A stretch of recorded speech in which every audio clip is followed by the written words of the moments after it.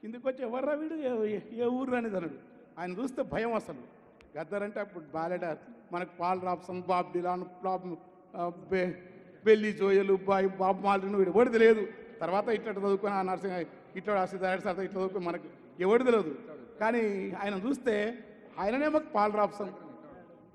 ఆయన కంటే ముందున్న నాజరు పాటలోని దుఃఖాన్ని మేము ప్రజానాట్యంలో విన్నాం. అది ఆ నాజరు వారసత్వాన్ని కోస్తాంధ్ర ప్రాంతపు రేపల్లె ప్రాంతపు కల్చర్కు తెలంగాణ ప్రాంతానికి ఉన్న ఈ రెండింటి మధ్యలో తెలుగు నేల సృష్టించిన ప్రజానాట్య మండలి, అరుణోదయ జననాట్య మండలి, కానూరు తాత, రామారావు గారు, గద్దరన్న, ఈ పరంపరకు సంబంధించిన వచ్చిన కవులకందరికీ ఆనాటి విప్లవ ప్రజా ఉద్యమాల యొక్క మహత్తరమైన పోరాట స్ఫూర్తి ఉండటం వల్ల కవులంతా లిబెట్టినారు. గుర్తుపెట్టుకోండి.